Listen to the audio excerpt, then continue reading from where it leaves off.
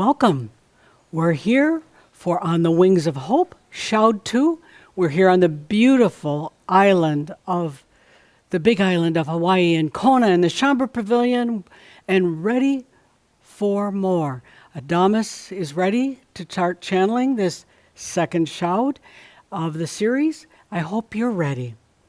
And if that's true, let's go ahead and get comfortable. Just really find a comfortable place for you, whether it's sitting, lying down, whatever's good. And with that, let's start with that conscious breath of life. Take that good deep breath, breathing into you, feeling the energy, feeling the air. Let it flow. Take that good deep breath.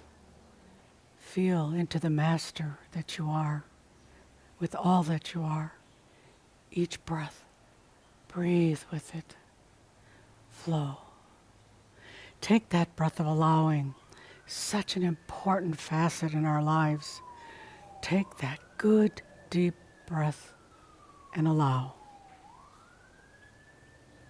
Breathe, feeling, as always, into the highest potentials for you. Be with that good deep breath. Breathing in Adamus. He's here, as always, for each of us. Breathe him in. Stay with that good deep breath as we go forward.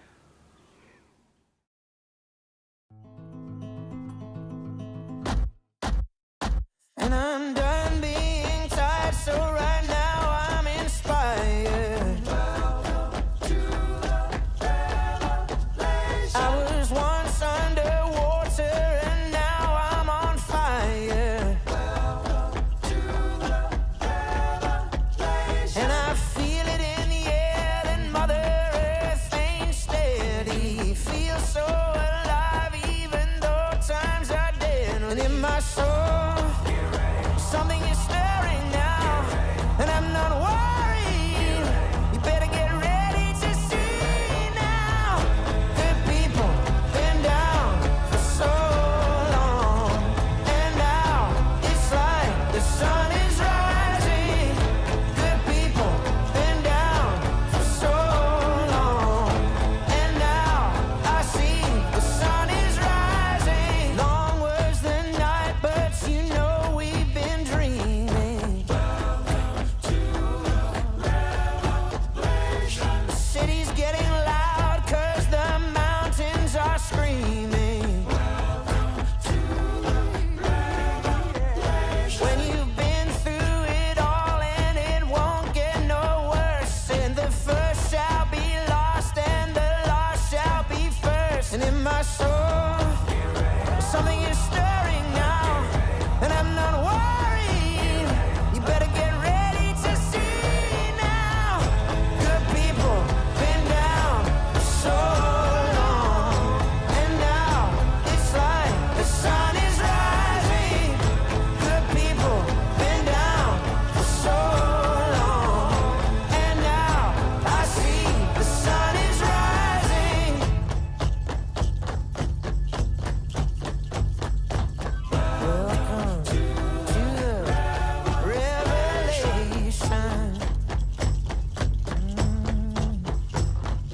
Welcome to the revelation. The sun is rising. It's coming. It's on its way. So nothing tonight is getting in the way. The sun is rising. It's coming. It's on its way. Nothing tonight is getting in the way.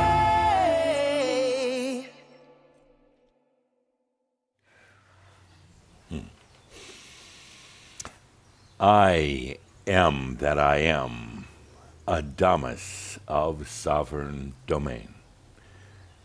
Welcome to Shaumbra. Welcome to the Shaumbra Pavilion here in Kona, Hawaii. Welcome to each and every one of you's in your homes, where I'm right with you as well. We're joining together with Shaumbra from all around the world, bringing our energies, our light together for this once a month festival that we have here. Interesting music for the opening, and I have to admit that I directed Cauldre to it. I kind of helped pick it.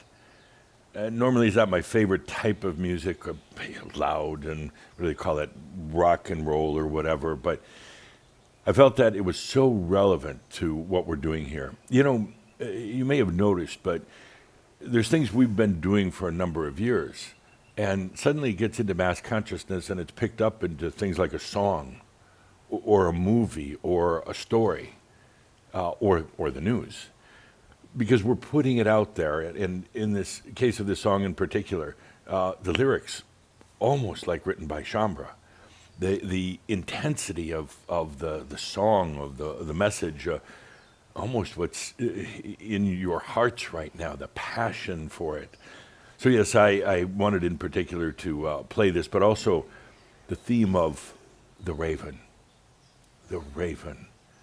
We're going to be talking about that throughout our show today, but the raven. But right now, I'd just like to welcome each and every one of you. You made it, you got this far. Here we are. And there is so much going on right now. You probably felt it, but so much going on all over the world. We're coming up to a point, as Cauldre and Linda mentioned in their opening session, we have the elections in the United States. And it's more than just an election. It's really a direction than anything. Where's the planet going? Not just because of the U.S. elections, but where are things going?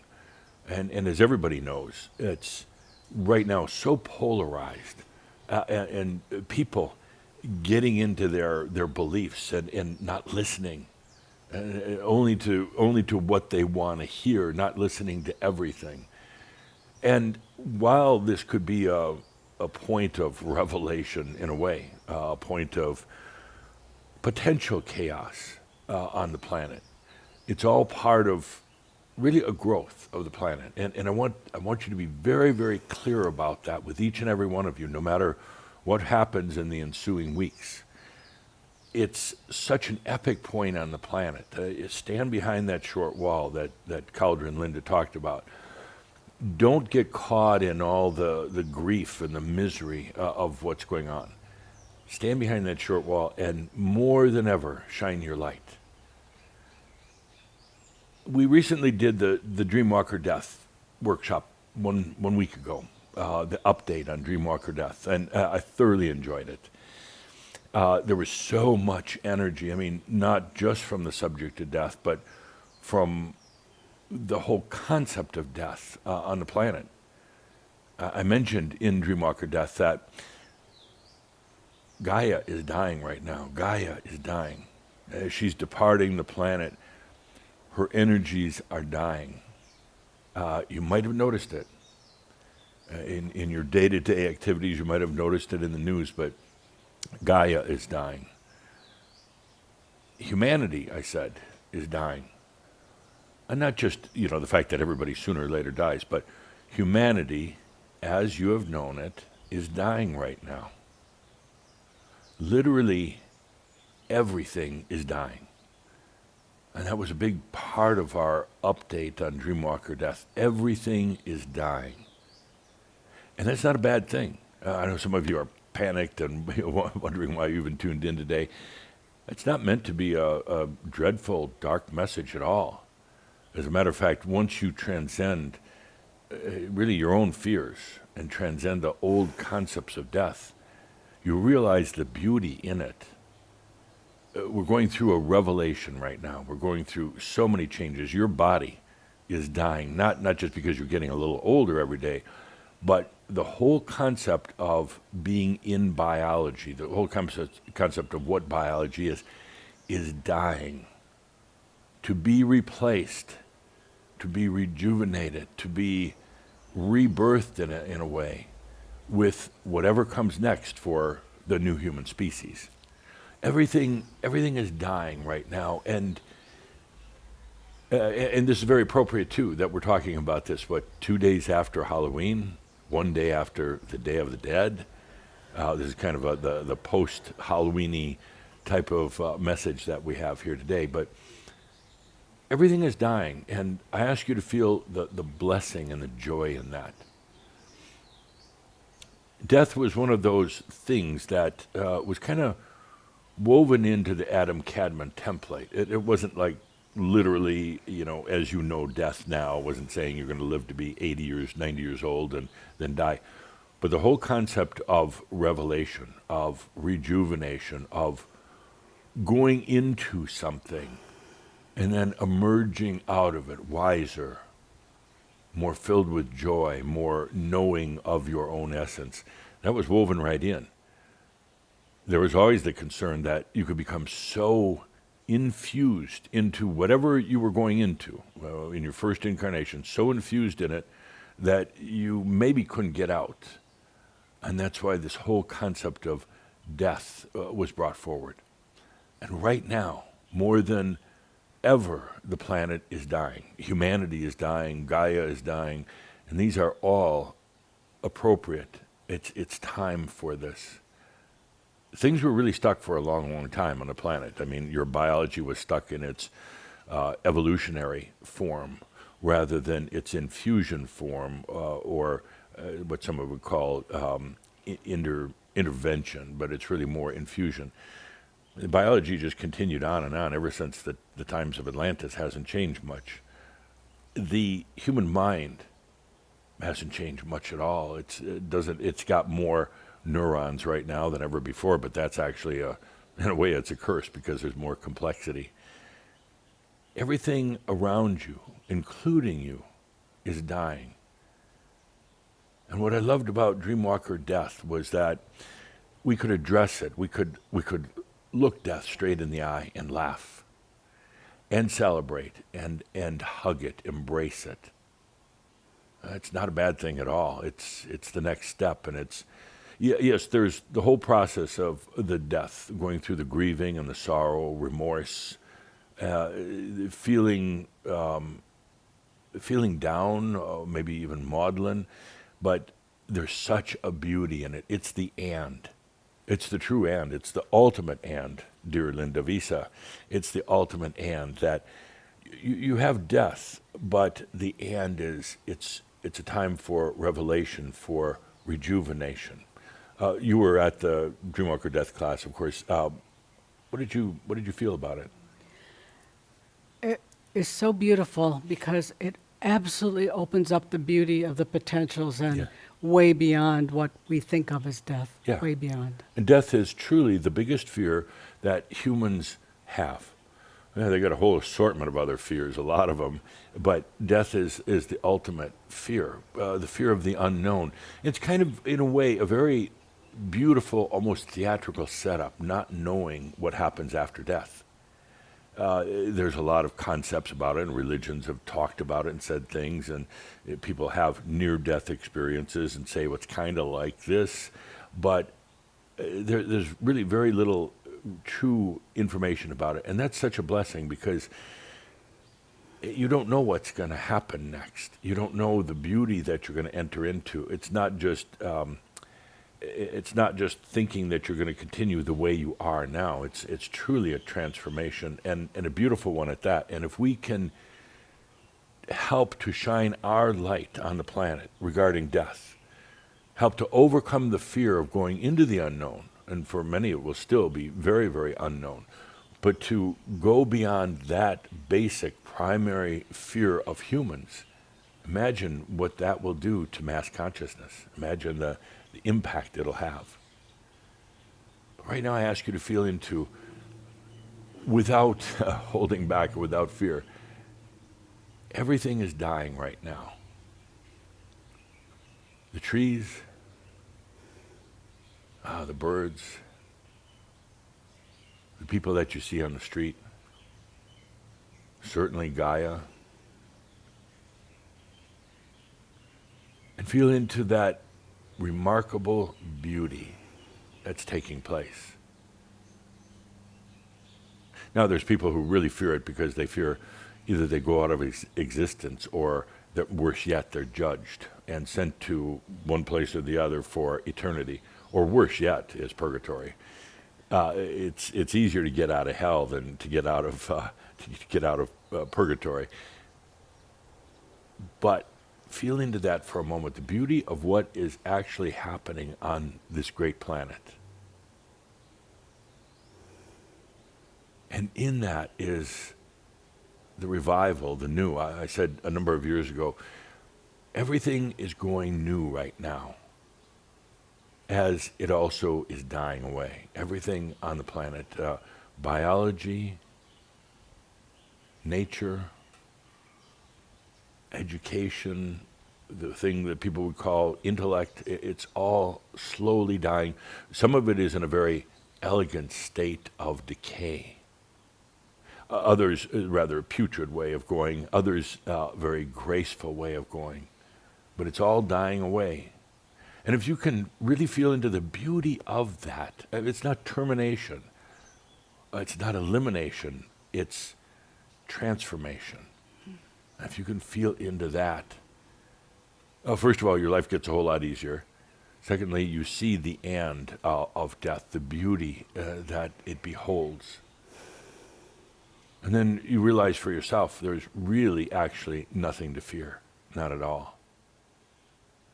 So yes, everything on this planet is dying. In a good way. And that's, again, why the light that you and others bring in is so important right now, because it facilitates that. It helps to bring more grace to the death process. And it then allows the energies to truly serve like they never have before. Right now, you could, to oversimplify, right now you could say, energies serve you. They do that for everybody individually. They serve you. And to understand that the energies in the past have been serving you towards death, because that's what you have from the moment of birth. You're on your way to death then. So they're serving that. Yes, they give you experience, they give you stories, they give you joy and all the rest of these things, but the ultimate energies that people use, the way they use them, is to their death. And imagine now if that whole concept is changed, and it's really truly a revelation, it's truly a transformation, and there's nothing to fear. Imagine the impact of that on how it serves you, your energy. I've been talking a lot in Kihak in particular, pushing it a lot with the Kihakers, saying, can you allow your energy to serve you, ... as a master? One way or the other, the energies are serving you. They absolutely are. You are getting exactly what you are creating. No doubt about it. Nobody else is doing it to you. Your energies are literally responding to not just the thoughts in your brain, because those actually aren't very strong, but to your beliefs, to your heart, to your emotions, to your consciousness, to your spirit. The energies are always responding literally. Never a mistake, never not quite serving you or over-serving you. They're always serving you. But the question I have for all of you is, can you allow your energies to serve you ... as a master? The obvious answer to that is, of course, but then why aren't you? Or why are you somewhat holding back? Why are you one day being that master and the next day not? Well, it's because you're still not sure. You still have fears. You still hold back on things, partly because of death programming, partly because, feeling that there might be death of your character, of your story. And so you allow energies to serve you, but not necessarily as a master. So I ask you to take a deep breath right now, and all of you Kihakers are very familiar with this, but ask yourself, are you allowing energies to serve you as a master. Of course, it begs the definition, what is a master? But you already know that in your heart.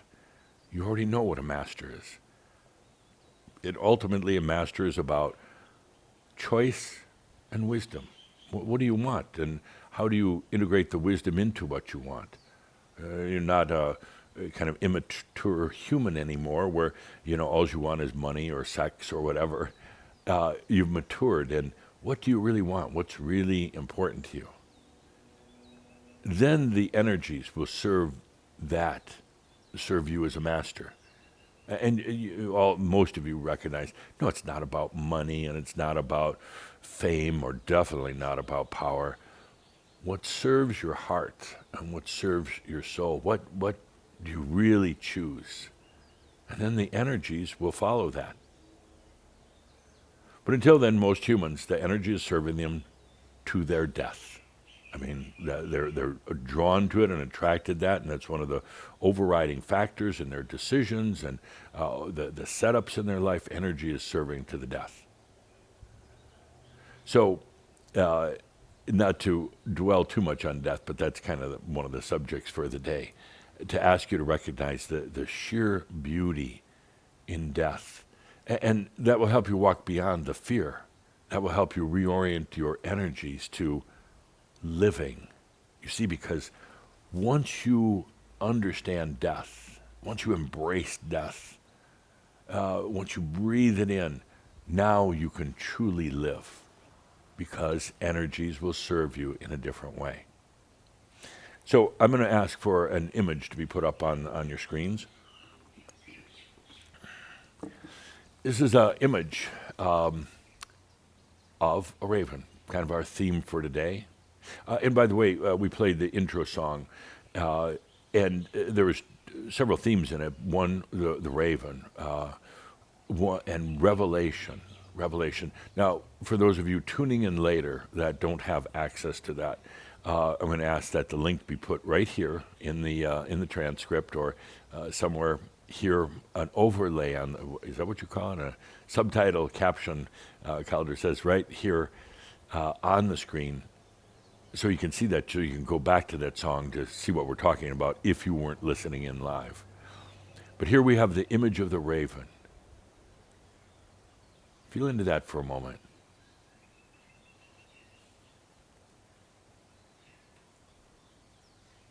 The image of the raven. I ask you to just really feel it.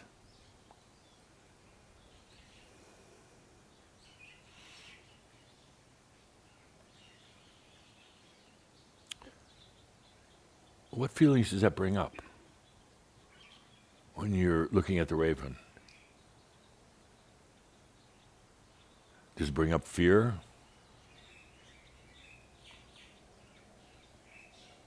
Perhaps grief? For so many, the raven is a symbol of death, darkness, impending doom.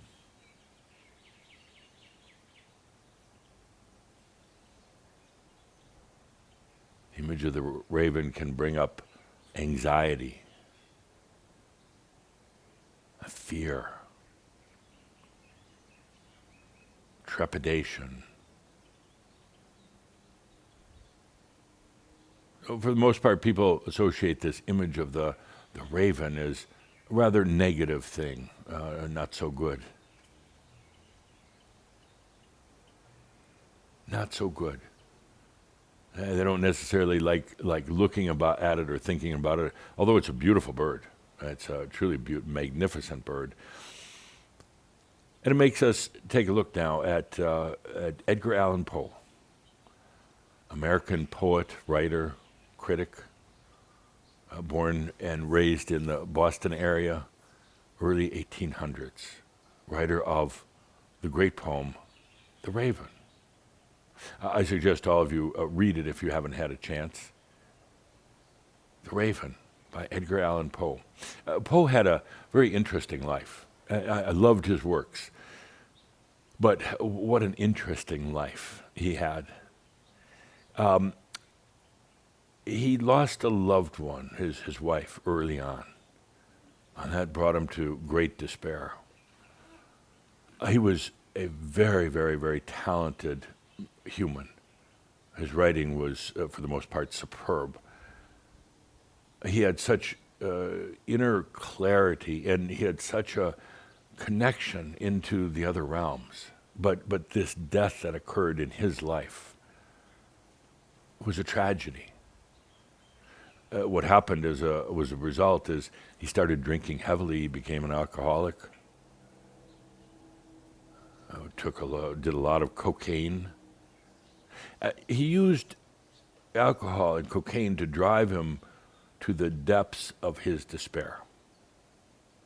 What I'm saying here is, it wasn't like he was an addict. It wasn't like he was weak and didn't know any better, couldn't overcome these things, because that's generally not the case. If you're an alcoholic, the common wisdom is that you don't know how to control yourself, or now they're saying, it's a disease, that you're weak. People will tell you that you become addicted to something that's bigger than you, that you've got this big alcoholic aspect.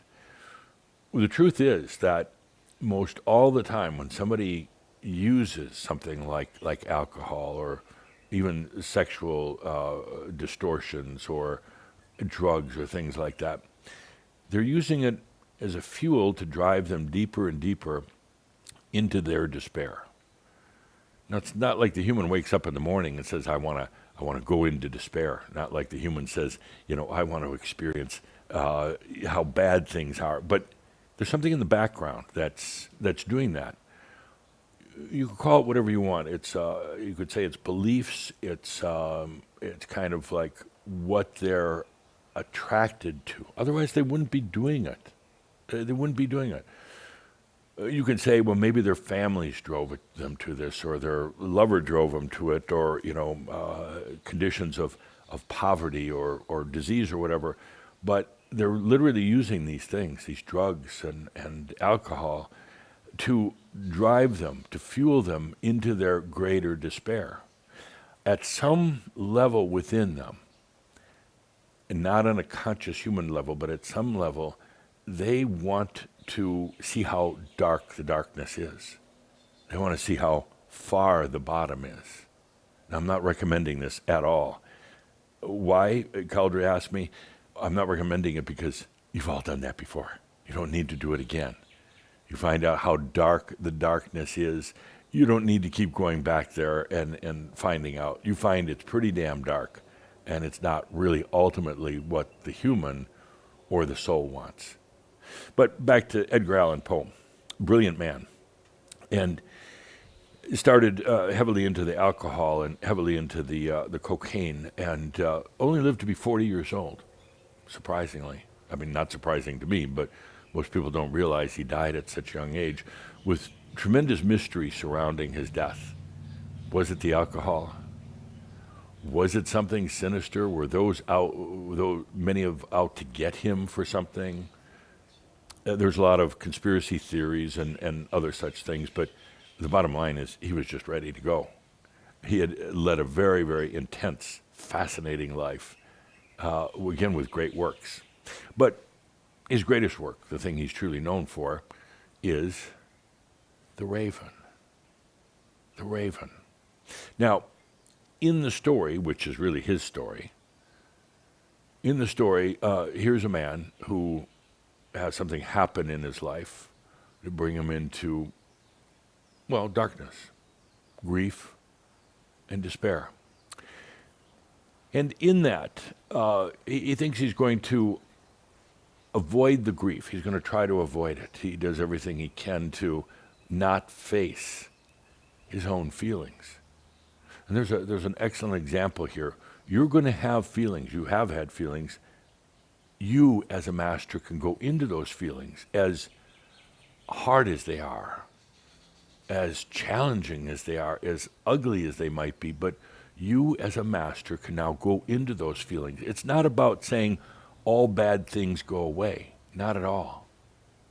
It's not about saying every day is going to be popsicles and sweet candies and cookies and everything else. It's not that way, not the way of the master. But the master can take things, their own life, tragedies that come along, and embrace them, go into them without fear, and find something that they never found before. You've gone into the depths of darkness at times, this lifetime, other lifetimes, gone deep into it. But most of the time, you did not emerge from that with the full wisdom, the real pearls, the real gems of that particular experience. You learned things.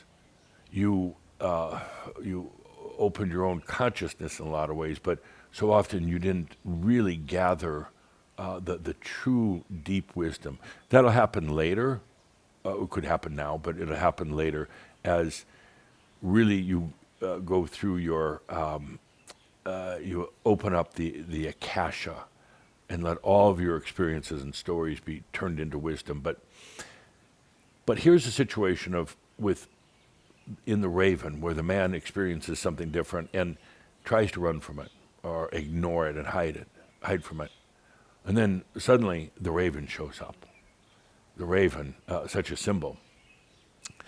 At first, what we call the narrator, the speaker in the story, which again is never identified, no name ever given to the speaker, to the narrator, which I think is really effective writing because it allows you then to put yourself in that place instead of naming him Bob or Mary or something like that. It's a no name, it's the narrator. And here the narrator tries to make light of the Raven that's now showing up on a regular basis.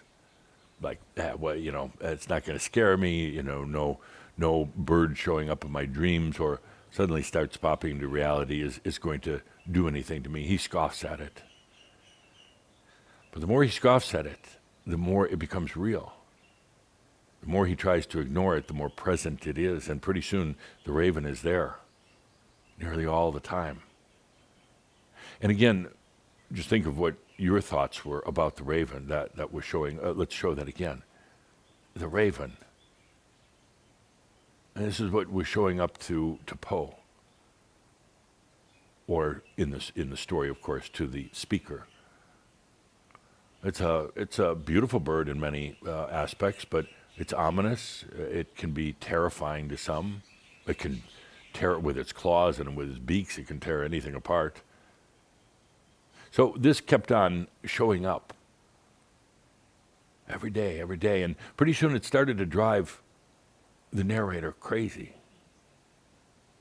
And why does this bird keep showing up? I mean, it was like kind of trivial at first, but now this bird is always there. What is the meaning? What's the message? Why is it there? Is this me? Is it something from the other worlds? I began to get frightened of it, an otherworldly. And at one point he started talking to the Raven, started asking questions. What are you doing here? Where did you come from? Why are you suddenly in my life all the time and in my dreams? And the Raven replied with one word: nevermore.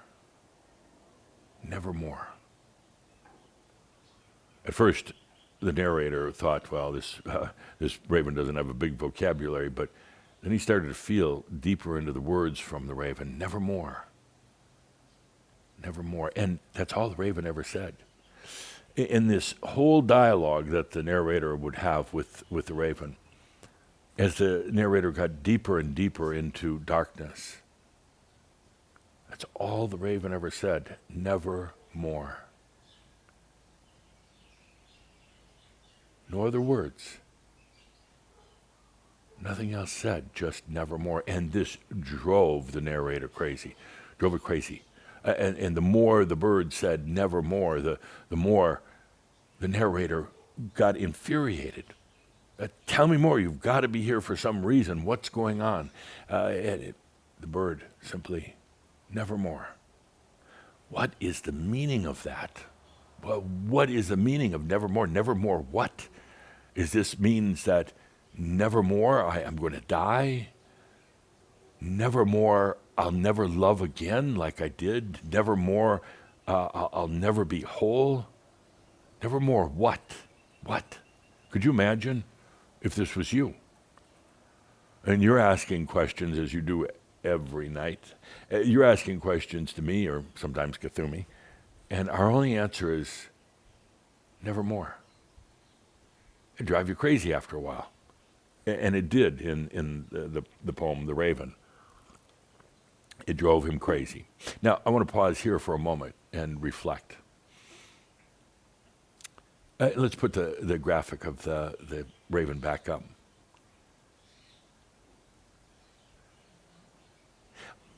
It's kind of interesting, nevermore and no more. No more. We've been saying that for a long time here with Shaumbra. No more. I'm not going to tolerate it anymore. No more people abusing me. No more of me working myself to the bone for everybody else. No more of this search for some type of enlightenment. No more abuse. No more lifetimes. No more ETs interfering with the ways of this planet. No more disrespecting myself. No more doubt. No more doubt. No more confusion. So in a way, you're living out the raven in many, many ways. You find ways to go into darkness. And not because you're weak or not because you're actually, in a way, you're a hero. You're a hero. Finding out what is in that darkness. How low can I go? Now, granted, you've learned that you don't need to keep doing that over and over again. But you did it. And not because you're a fool, because you're truly a pioneer of consciousness. You went as deep as you could go into human emotions. You went as deep as you could go into darkness. And then it comes to a point where you just realize, first of all, there is no death. Even in death, you're not relieved from the pains of your life. You're not. You just come back and do it all over again. Generally in the same family, generally in the same location you lived in the last lifetime. And then it comes to no more, never more. And that's so where we're at right now. Never more. No more. No more of the games. No more of the doubt. No more of the endless wanderings. No more. It was a beautiful poem by Edgar Allan Poe. Beautiful poem. And again, it's been interpreted in many, many different ways. But ultimately, to me, it was about the narrator, the man saying, I'm done with this. I'm going to do it different now. And instead of following the same old patterns, the same old ways, never more. We're going to do it different. And I don't know, this is the narrator now in the extended version of the poem that has never been written, but I'm writing. The narrator says, never more, I'm going to do different. I don't know what that looks like or what that means, but I know there is more.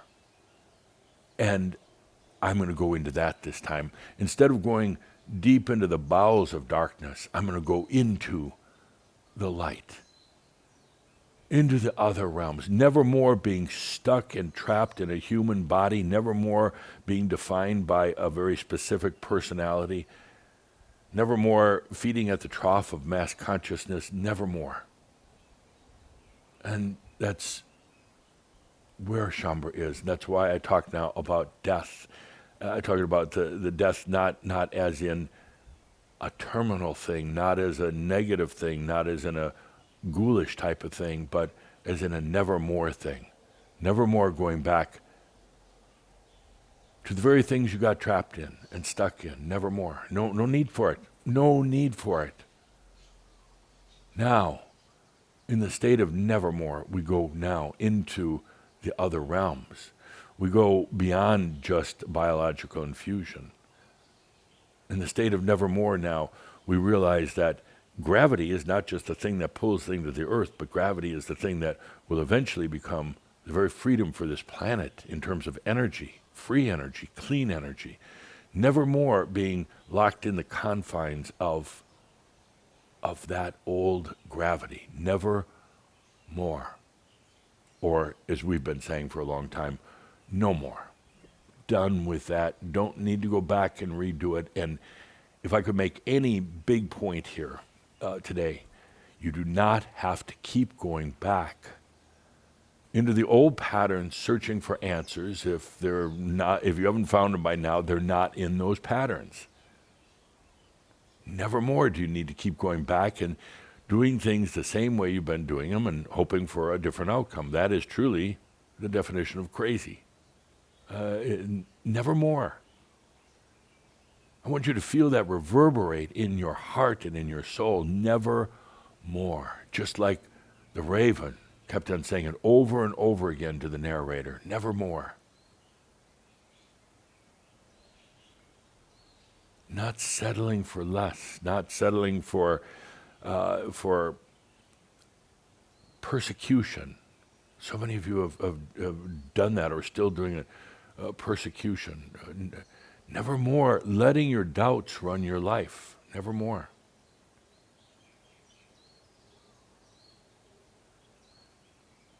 The raven. The raven is something most people fear. They think it's an ominous sign of death or destruction or something like that. It's not. If we could put our friend the raven back up on the screen. The raven is the and it depends on how you want to perceive it, how you want to feel the energies. Yes, the energies of suffering and grief and death and the impending doom, they can be there, and that's okay. They can be there, but the and of it is, and the true symbol of this mighty bird is wisdom. Now feel that. The wisdom of this bird. The ability for what you would say the whispers of prophecy, meaning the understanding of the potentials of your future, the whispers of prophecy from this great bird. The strength of this bird, the strength inherent in it with its mighty beak and claws to tear through the veils that have separated you from the other realms and from yourself and from your soul. This raven can tear right through them. It's a strong bird. It has the energies of leadership. It has the energies, if you really feel into it, of life, not death. It's the and. We talked about that in our last shout. It's the and. This bird can soar to great, great heights. This bird soars, and as we're doing now on the Wings of Hope in the Shout series, to soar, to take off. So it's not about the ominous nature of the bird, the darkness of the bird. Some people perceive it that way. Many people perceive it that way, partly from conditioning and poems by Edgar Allan Poe. But just really it's kind of almost a past life connection to these very sacred symbols. And in this case, the raven, at one point many people felt was the forecomer to death. We go into the and we realize the intelligence and the wisdom of this bird, the ability to soar and to fly, the beauty of it, the strength of it, and its nobility. Its nobility. So it's not a negative thing, unless you want it to be. It can take you to the darkness if you want, just as your own energy can. It can take you to the darkness. But Imagine for a moment now, we talked about Pakawas years and years ago. Remember the Pakawas? It's kind of like your totem animal. I think it was one of the very first shouds that we did. And, having this Pakawa is very convenient because you choose an animal. And it can be the very thing that goes interdimensional on your behalf. It's the kind of leads you into the other corridors of the other dimensions of it can lead you into the dimensions of death without you dying. It can lead you into the angelic realms. It's kind of like the animal energies that are serving you. Can you imagine for a moment that perhaps your Pakawa now is accompanied by the raven? And that raven, with its strength and its wisdom, can also guide you. Can bring you to places you couldn't have even imagined. To bring you to greater understandings. The raven is the symbology of it is so filled with wisdom. To bring you to your own wisdom.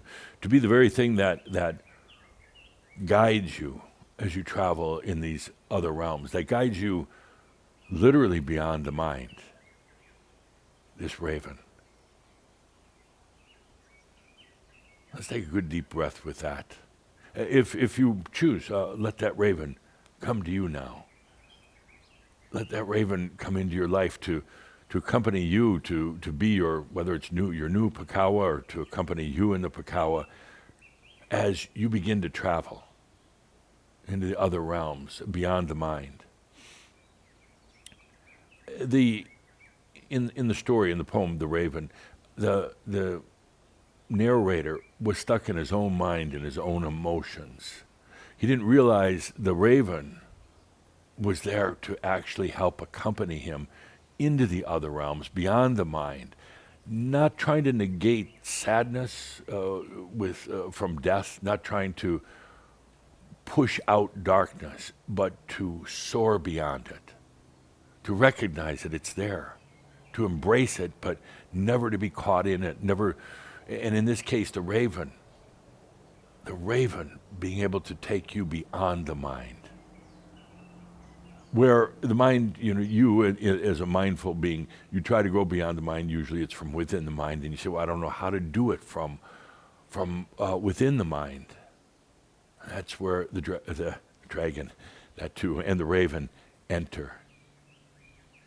And say, we'll take you beyond. I am you. I am that part of you that's the intelligence and the wisdom and the wings that can fly.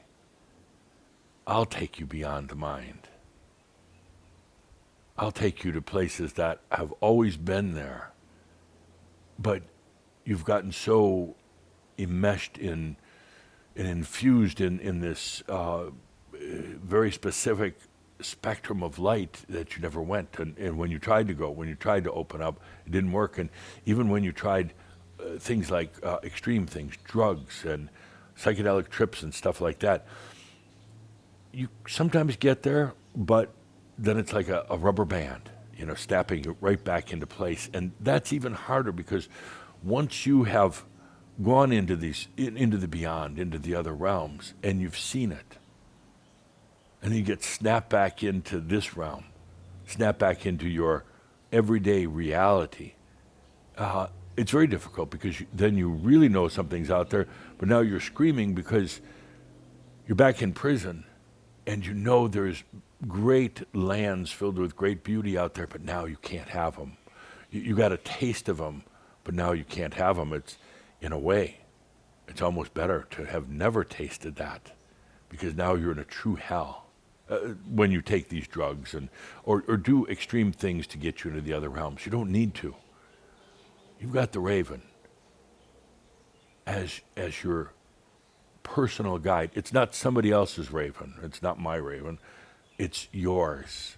Use the energy symbols of it. Use the essence of it to be with you. It's not your spirit guide. It's not anything like that. It's not going to suddenly make you better looking.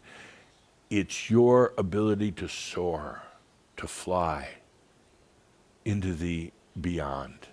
It's very difficult to do that from within your mind, but now you soar beyond. Let's take a good deep breath with that. We're going to do a marab in just a moment, a longer marab. But I want to say a few words first about, as I've repeated many times, begs repeating right here now. This planet of yours, if you haven't figured it out, is changing rapidly. And it's all by design. It's not because of anybody doing anything wrong.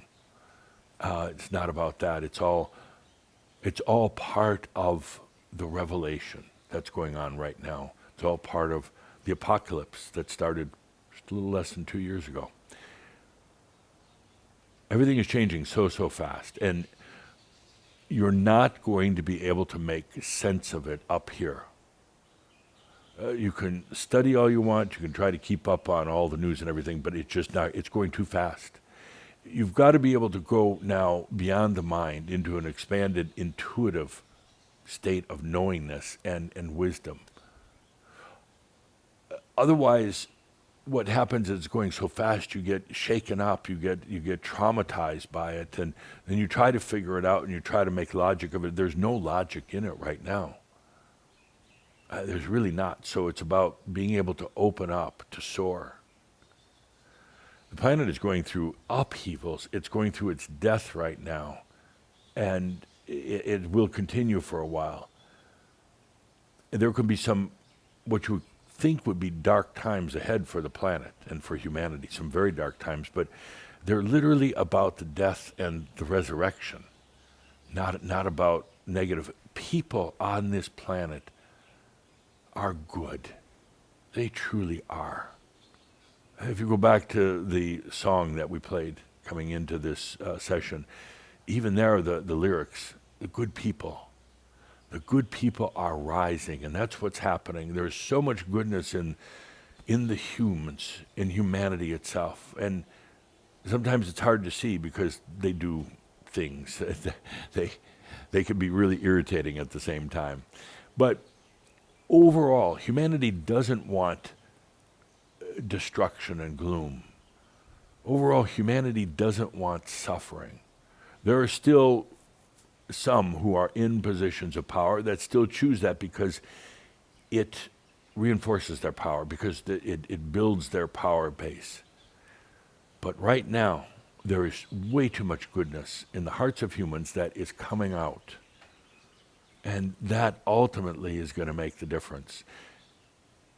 What's helping to bring it out are things like light and consciousness. It's not because of social programs. It's not because of, better programming on TV or better books. None of that. It's because of the light. And the light is saying it's okay to come out. The goodness that's in your heart that's been buried for so long, that makes you feel vulnerable or makes you feel that you're not strong anymore. That light can come out now, and it can rejoice as it comes out. And as that light comes out, it's going to push the dark or the unconsciousness. It's going to push the ones who are into power and into suffering. It's going to push them hard. But they cannot defend themselves ultimately against the light. The light will shine too brightly, and it will shine right on them, right into their darkness, and it will show them their own light and their own goodness. So while the planet may be going in for some difficult times, understand the whole way along that the goodness is also coming out right now. And at some point, enough goodness, enough light from humans all across the planet that will also say, nevermore. We're not going to tolerate the old systems of power and suffering and imbalance.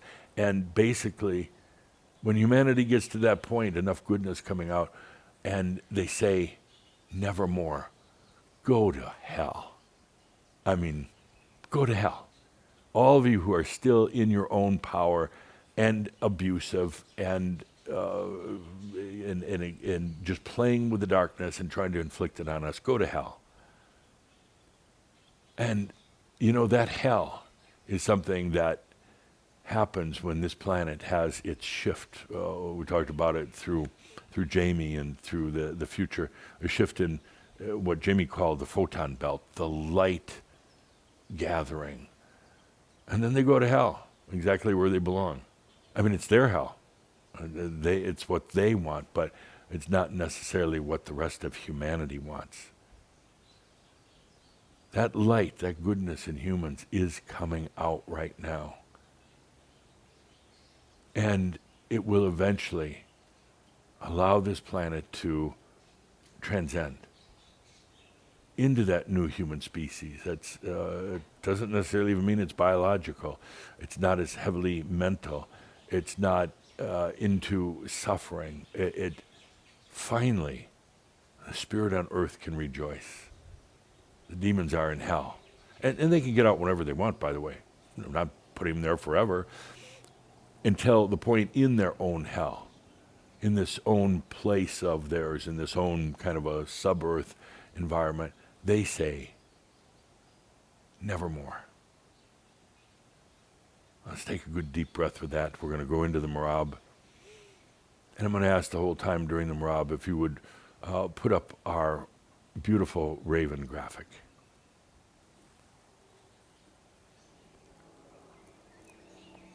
A reminder of no more, nevermore. A reminder that what some may perceive as the bird of death is actually the bird of life, the bird that soars. Take a good deep breath.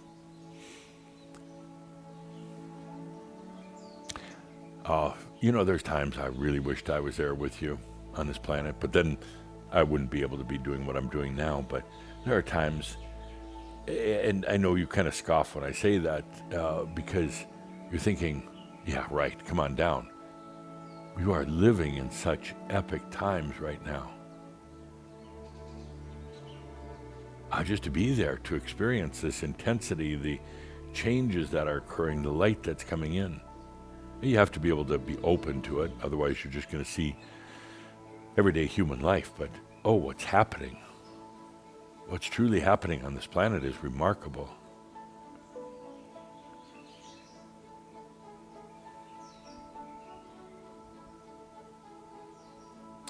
You can do anything.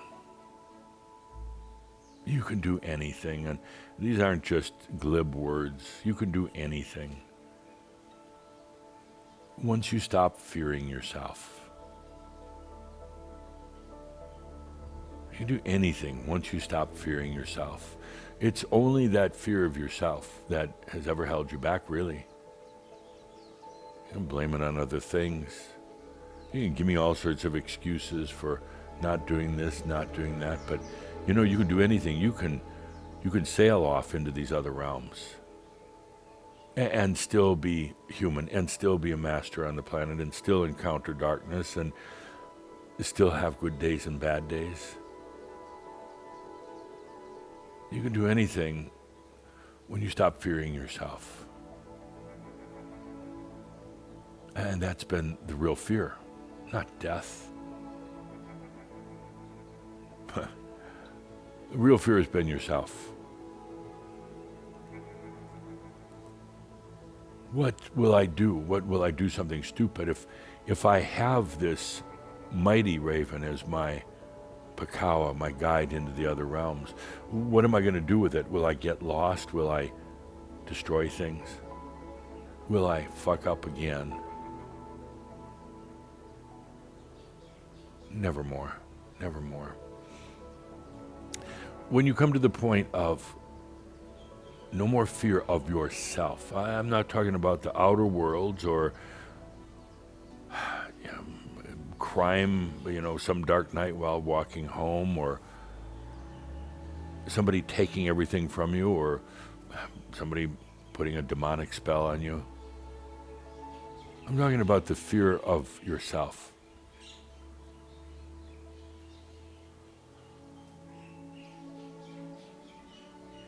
And that's the greatest fear of all, who you really are and what you can do. I guess you've given yourself some reasons to have fear because, particularly in past lifetimes, you've done some interesting things with power, with abuse, with darkness. So many of you along the way got into the dark arts. It was very interesting to watch. After the time of Yeshua, you came back for incarnations so often religious-oriented, creators, founders of the religions on the planet. Some of them had already been here, but many, many of them were new. And for the religions that had already been here, you helped to transform those. And it was interesting. So many of you then really took on the dark. A very, very interesting switch from your role as some of you early Christians, Gnostics, and then taking on witchcraft.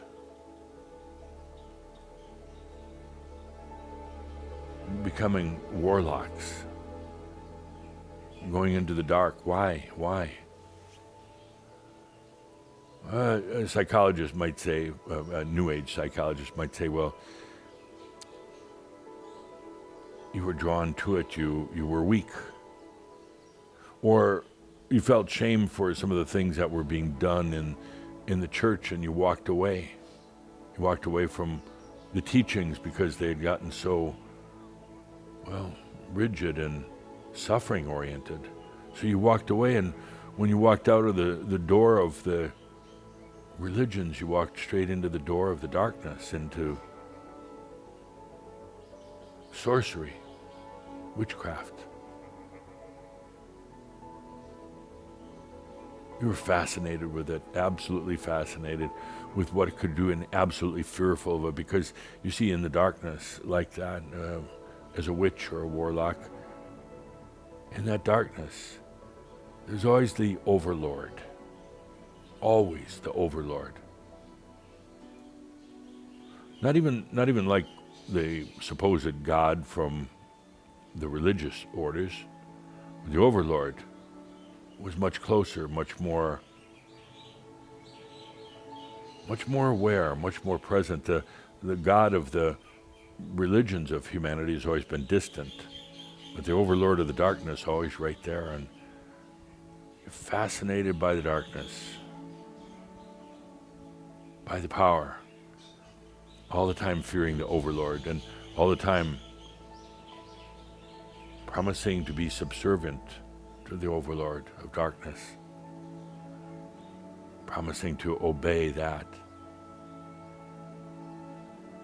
Oh, you learned witchcraft, indeed. You learned how to work energies. You came up with mantras or chants or having to make secret potions. Those were all bullshit. That's Makyo. It was a way of distracting you.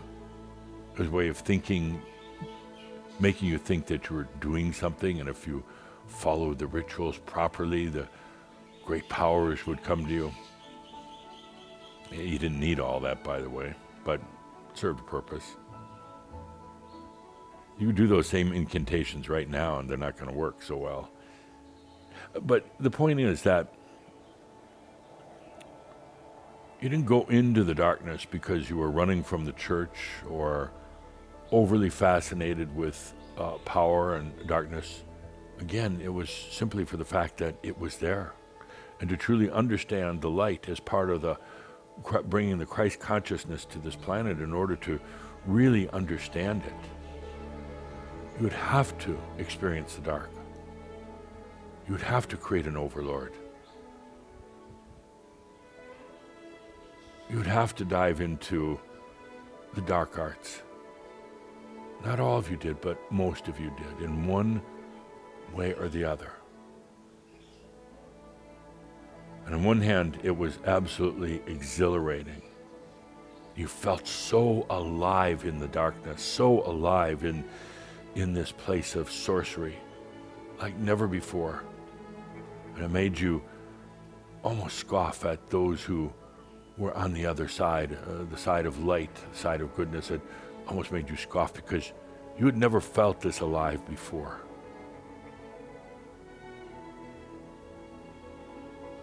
But you were also in great fear the whole time, in terror of the overlord of darkness.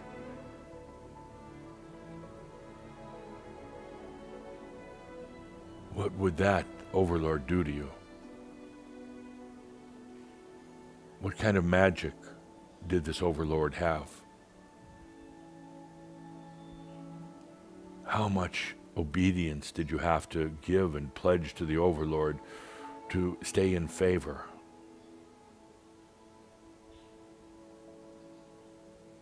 You dove in because it was there.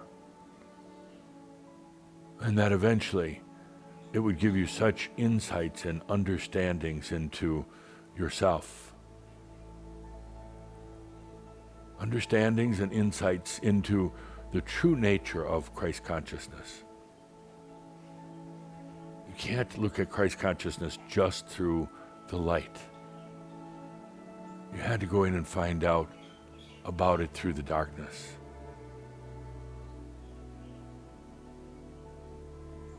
And that's what you bring now. That's what you bring here into this lifetime. You emerged from that darkness.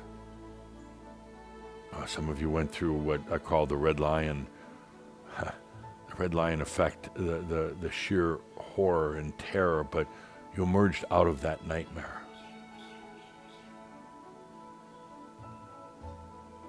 And here you are now. I never worry about any of you resorting back to the times of witchcraft, because you learned one thing: it comes back on you. It's not karma, it's just energy. You're projecting energy, it then will serve you in that way. So I fear not of any of you ever abusing, well, you might call it power, but it's really just your own energy. You can do anything. You can travel to other realms. You can have new lifetimes in the past. Yes. You may say, well, this is my last lifetime on this planet. Yes, but you can literally create new lifetimes in the past. You can realize your own magnificence, your own light. You can do anything as long as you're no longer fearing yourself. The fear is truly about, well, what you would have called power. The fear is that you're going to make the same mistakes. The fear is that you're going to hurt others. That's a great big fear, hurting others. You don't want to do that. And the fear, and it has its origins in this time in the witchcraft. The fear is what you're going to discover about yourself. What if you discovered that it is just dark in there? The overlords told you that. They told you that the deeper you go within yourself, the more darkness you will find. And they encouraged that. They encouraged it. Abide by the darkness within. And so to this day, you still carry a fear of yourself, but we've gone beyond all that. We've gone beyond the games of the dark. But some of you, I hear right now saying, well, have we really? Try going back there. Just try going back there. Really. If you still think that you can get caught up in that, if you still think that you are filled with darkness, go in there. Just go in there. I'm serious. if you still think that you have that deep darkness within, just go there. I guess that's not advice you'd think would be coming from a grand ascended master. But I'm serious about it because I know what you're going to find. I know already. So go there and see what happens. If you still think you carry the residue of the dark, that you can still be attracted or influenced into the dark and back to your times as witches and warlocks, with your chants, with your spells, try going there right now. I also say that because it's one of the things that you still fear about yourself. I still carry that darkness. You can do anything once you go beyond fearing yourself. I want to use this opportunity right here with Shaumbra, with you, to say,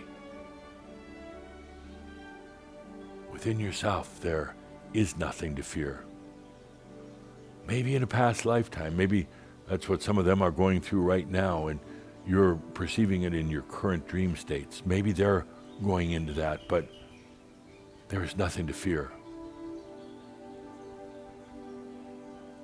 What's really in there? What's at the depths?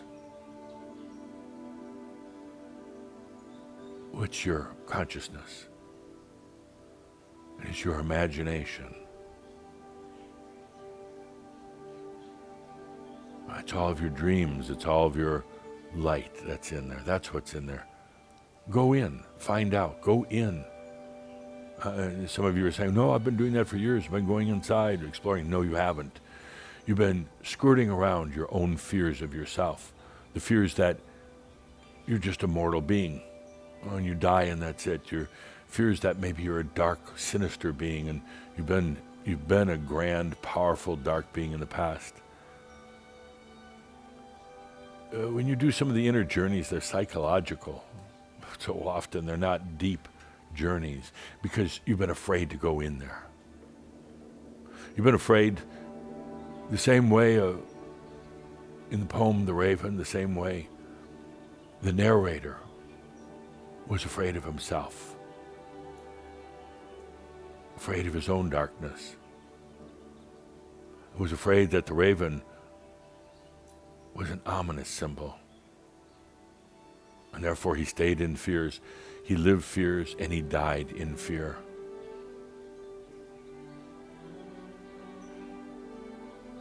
Go in there. And you're going to discover things I can't even put into words here. You're going to discover your true goodness and your godness. You can do anything, and it's not just words. I'm not just saying that, but your fear of yourself has held you back. Not the fear of the outer world, not the fear of some dark overlord, but the fear of yourself. It's time to face that right now. It's time to face yourself.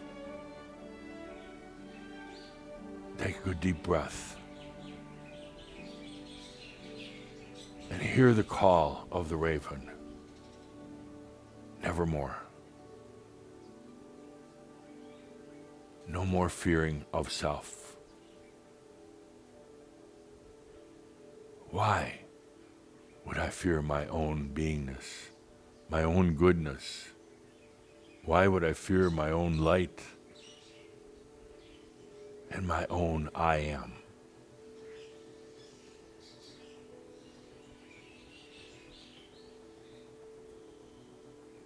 Let's take a good deep breath into the anything.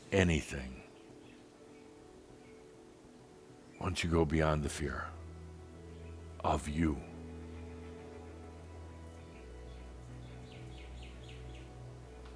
let's take a good deep breath and feeling into the raven, its strength, its great, great, great wisdom, and said that the raven hears the prophecies, hears the whisper of the prophecies in itself, and it does. It means that it knows its own way.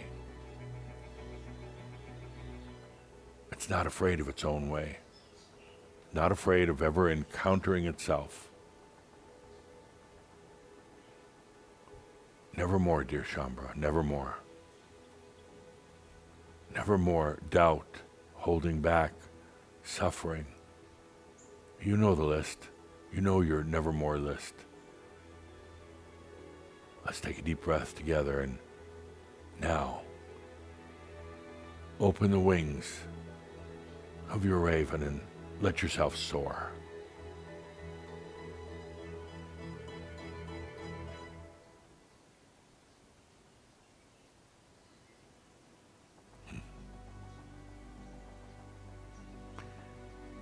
It'll be interesting times ahead for the planet. Well, remember, you're not the one causing that chaos or that darkness. You're not the one. So, many of you still take on those attributes.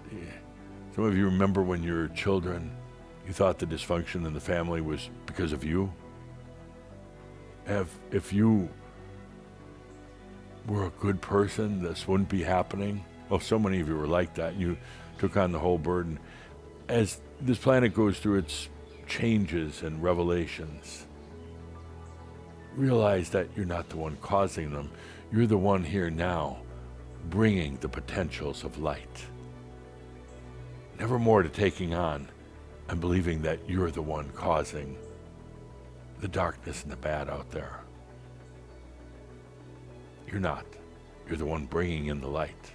You're the one holding the lantern for all to behold their own goodness. So with that, dear Shaumbra, let's take a deep breath together. A very good deep breath. Never more. And a very special thanks to Edgar Allan Poe, who has been with us the whole time in this shout. I know a few of you felt that energy, but the whole time I didn't want to pre-announce him as the guest, because then you'd have been focused on him and not me. But thank you, dear Edgar Allan Poe, for the great works that you brought, the great understandings and the great talent. Dear Edgar has not reincarnated ever since. And maybe sometime soon, but he stayed on this side, oftentimes teaching about the raven on the new earths. Nevermore.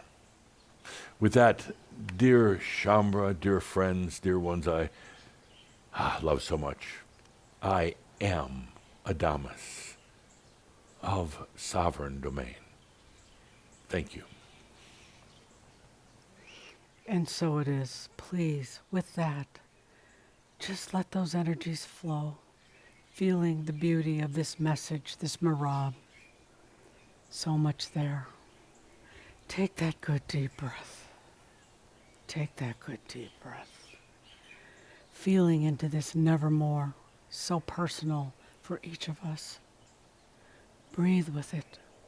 Flow with it. Take that good deep breath. And breathe as the master, with all that you are, always open to the highest potentials of you. Breathe. Take that good deep breath. Feel the air. Feel the energy. Breathe into all that you are. Thank you for being a part of this shout on the wings of hope. Thank you.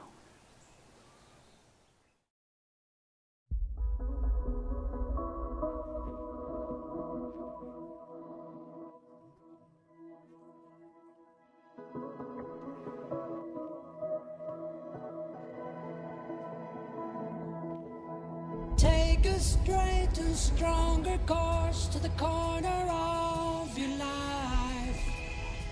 Make the White Queen run so fast, she hasn't got time to make you.